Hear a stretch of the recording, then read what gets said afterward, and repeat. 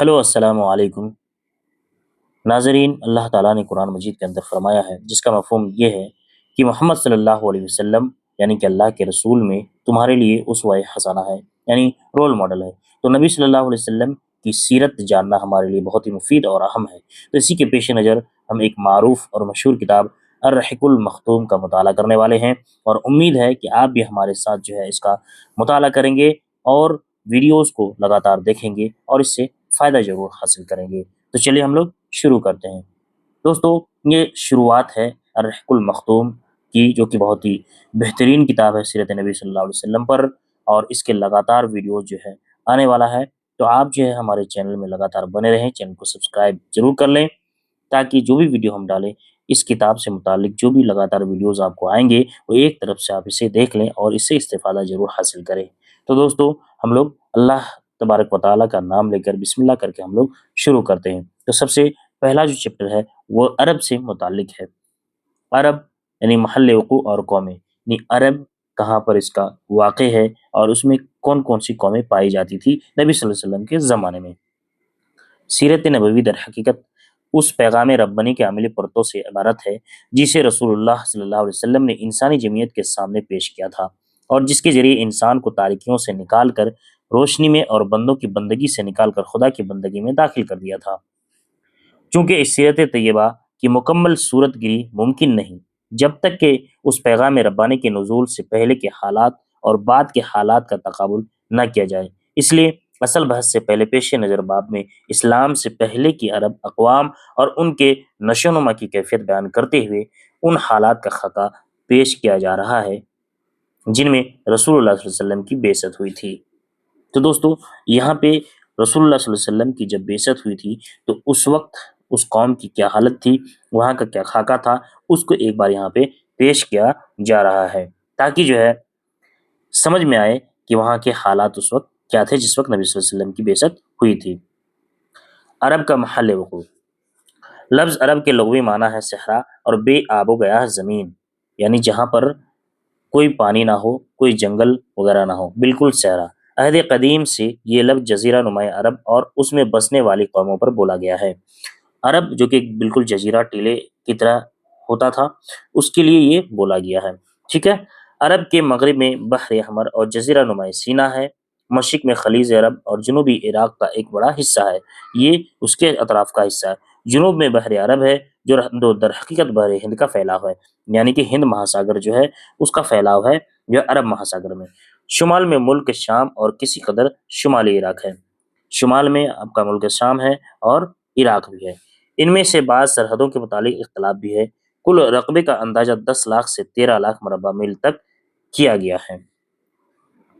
Jazeera नुमा अरब तिबी और जोग्राफिया हैसियत से बड़ी अहमियत रखता है।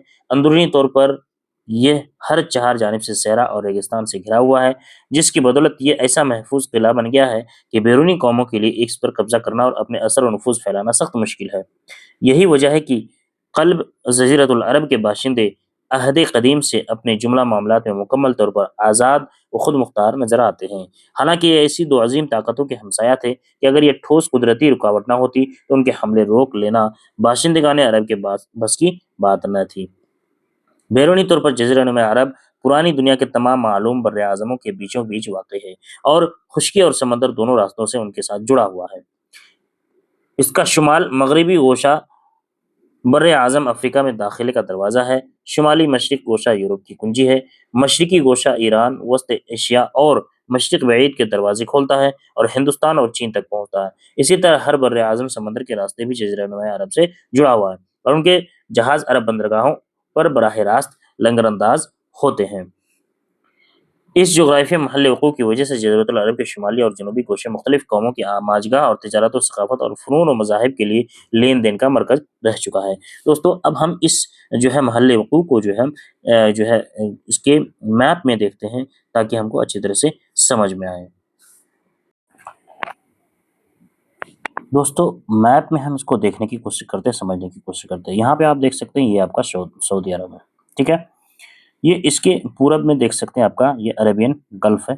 ठीक है? और यही जो है गल्फ ओमान होता हुआ इधर आ जाता है। ठीक है? और इसके जो है पश्चिम में देखिए आप रेड सी है, लाल सी है। ٹھیک، اور اسی کے جو ہے آپ پورب اتر میں آپ دیکھ لیجئے کہ یہاں پہ عراق ہے، کویت ہے، جارڈن ہے، یہ سارا ہے، ٹھیک ہے، اور یہاں پہ آپ دیکھ سکتے ہیں نیچے، یہاں پہ دیکھ سکتے ہیں یمن ہے، اور یہ ہے آپ کا جو ہے عرب کا ایک جو ہے نقشہ، جہاں پہ آپ دیکھ سکتے ہیں چاروں طرف لگ بھگ اس کے اور بھی ملک ہیں، اور جو ہے اس کے جو ہے تین طرف سے یہ سمندر سے گھرا ہوا دیکھ سکتے ہیں، یہاں عربین گلف سے ہے، پھر ادھر سے یہ بھی ہے آپ کا گلف سے، عربین سی جسے بولا تھا، اسی طرح ریڈ سی سے گھرا ہوا ہے، ٹھیک ہے، اور یہ زمینی طور پر عراق سے ادھر مل رہا ہے، ادھر جارڈن سے مل رہا ہے، یمن عمان سے، اور جو ہے سیریا سے اس کا بارڈر نہیں ہے لیکن عراق سے ہے، ٹھیک، تو یہ ہے جو ہے عرب کا جو ایک نقشہ، اور اس وقت کا نقشہ کچھ اور تھا، لیکن ابھی فی الحال کا جو نقشہ ہے یہ اس حساب سے عرب آپ کو دکھ رہا ہے، تو اسی کے حساب سے آپ یہاں پہ دیکھ سکتے ہیں، تو اس میں یہاں پر جو ہے نبی صلی اللہ علیہ وسلم کی جو ہے بعثت اس عرب میں ہوئی تھی، ٹھیک ہے۔ اب یہاں پہ جو قومیں پائی جاتی تھی اس کا ذکر کرتے ہوئے فرماتے ہیں کہ مورخین نے نسلی اعتبار سے عرب اقوام کی تین قسمیں قرار دیا، وہاں پہ جو قوم پائی جاتی تھی عرب کی وہ تین طرح کی پائی جاتی تھی، سب سے پہلا کیا ہے عرب بائدہ، دوسرا آپ کا عرب عاربہ، اور تیسرا مستعربہ، یعنی کہ بائدہ، عاربہ اور مستعربہ۔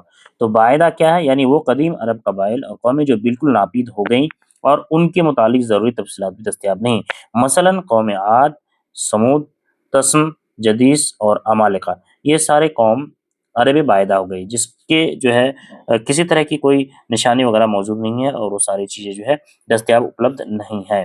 اس کے بعد عرب عاربہ، یعنی وہ عرب قبائل جو یعرب بن یشجب بن قطحان کی نسل سے ہے، یعرب بن یشجب بن قطحان کی نسل سے، انہیں قطحانی عرب کہا جاتا ہے، تو اس کی نسل سے جو ہے اسے عرب عاربہ۔ مستعربہ یعنی وہ عرب قبائل جو حضرت اسماعیل علیہ السلام کی نسل سے، انہیں عدنانی عرب بھی کہا جاتا ہے۔ تو تین مختلف جو ہے قسم کے قومیں وہاں پہ تھے، عرب بائدہ جو کہ ناپید ہو چکی تھی، جو جس کے جو ہے نشانات ختم ہو چکے تھے، تفصیلات نہیں مل رہے تھے، جیسے عاد، سمود، تسم وغیرہ۔ اسی طرح سے عرب عاربہ جو یعرب بن یشجب سے کی نسل سے تھے، اور تیسرا جو حضرت اسماعیل علیہ السلام کی نسل سے تھے۔ یہ بہت ہی جو ہے بہت بڑا فرق ہے، اس چیز کو آپ ذہن میں رکھیں گے۔ عرب عاربہ یعنی قطحانی عرب کا اصل گہوارہ ملک یمن تھا، ٹھیک ہے۔ اب یہاں پہ عرب عاربہ کی بات، عرب بائدہ تو جو کہ ناپید ہو چکی، چونکہ یہاں ذکر ہو رہا ہے اس لیے عرب عاربہ سے اور مستعربہ سے۔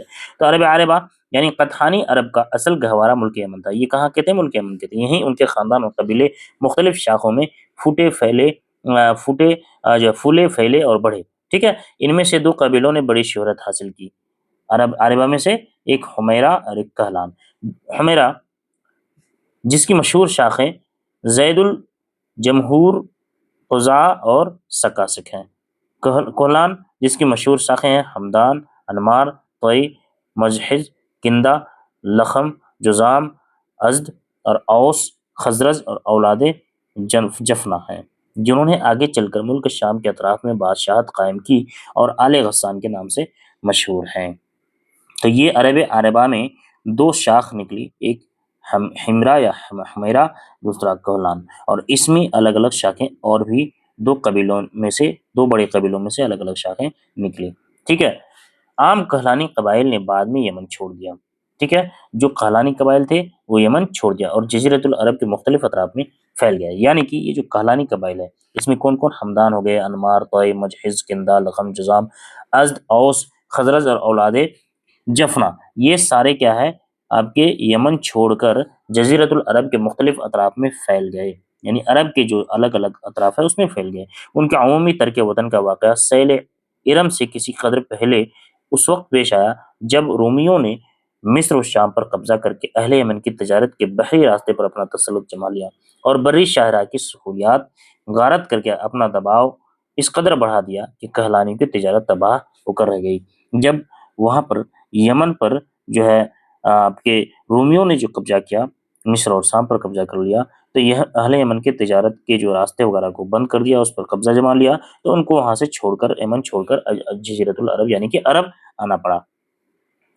کچھ عجیب یا کچھ عجب نہیں کہ کہلانی اور حمرئی خاندانوں میں चशमक भी रही हो और ये भी कहलानियों के तर्क वतन का एक मौसर सबब बनी हो। यानी दोनों खानदान में या दोनों कबीले में जो है आपस में लड़ाई हुई हो, ये भी एक वजह हो सकती है। उसका इशारा इससे भी मिलता है कि कहलानी कबाइल ने तो तर्क वतन किया, लेकिन हमरी कबाइल अपनी जगह पर बरकरार रहे। इसका मतलब इससे ये समझ में आता है, जो कि यमन में रहने वाले दो कबीले थे, कहलानी और हमरी, दोनों में आपस में झगड़े भी हुए होंगे या फिर कशमकश हुआ होगा, लड़ाई हुई होगी, तभी जाकर किसी एक ने जो है अपना तर्क वतन किया और जो है यहाँ पर आ गए। ठीक है, कौन आ गए? कहलानी आ गए, हमरई नहीं आए या हमरी नहीं आए।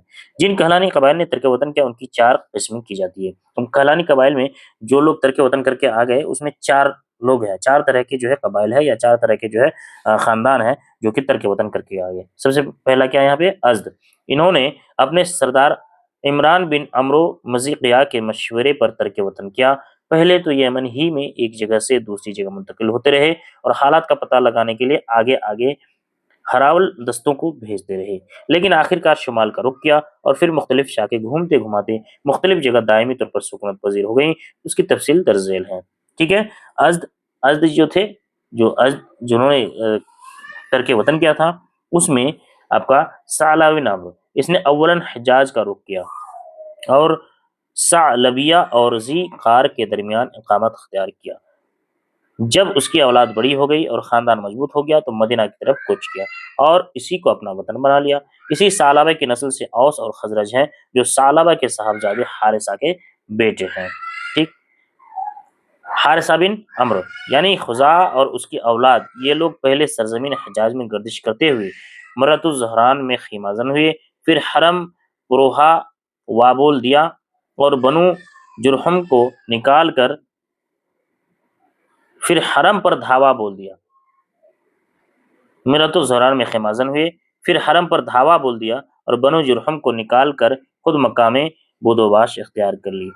ठीक है, इमरान बिन अम्र, इसने और उसकी औलाद ने अमान में सुकून इख्तियार की, इसलिए ये लोग अज़द अमान कहलाते हैं।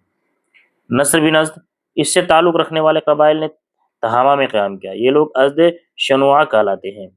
जफना बिन अम्र, उसने मुल्क शाम का रुख किया और अपनी औलाद समेत वहीं मुतवतन हो गया। यही शख्स गस्सानी बादशाहों का जद्द आला है। इन्हें आले गस्सान इसलिए कहा जाता है कि इन लोगों ने शाम मुंतकिल होने से पहले हिजाज में गस्सान नामी एक चश्मे पर कुछ अरसा क़याम किया था। अब दूसरा जो है कबीला यहाँ पे लख्म व जुज़ाम, इन्हीं लख्मियों में नसर बिन रबिया था, जो हिरा के शाहान आल मुंजिर का जद्द आला है। बनु तई, इस कबीले ने बनु अज़द के तर्क वतन के बाद शुमाल का रुख किया और अजा और सलमा नामी 2 पहाड़ियों के अतराफ में मुस्तकिल तौर पर सुकूनत पजीर हो गया। यहाँ तक कि दोनों पहाड़ियाँ कबीला तई की निस्बत से मशहूर हो गईं। चौथा है किंदा, ये लोग पहले बहरैन मौजूदा अल अहसा में खीमाजन हुए, लेकिन मजबूरन वहाँ से दस्तकश होकर हजर मौत गए, वहाँ भी अमान न मिली और आखिरकार नजद में डेरे डालने पड़े।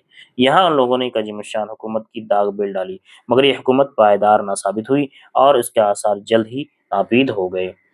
कोहलान के अलावा हमेर का भी सिर्फ एक कबीला कुज़ा ऐसा है और उसका हमेरी होना भी मुख्तलफ फी है, जिसने यमन से तर्क वतन करके हदूद इराक में बादियातुस समावा के अंदर बुदोबाश इख्तियार की। ये हो गया अरब आरबा की कहानी। ठीक है दोस्तों, अगले वीडियो में हम जो है अरब मुस्तअरबा के बारे में पढ़ेंगे। उम्मीद है आपको ये वीडियो पसंद आया होगा। वीडियो को लाइक करें, शेयर करें, चैनल को सब्सक्राइब नहीं किए तो चैनल को सब्सक्राइब जरूर कर लें। बहुत बहुत शुक्रिया।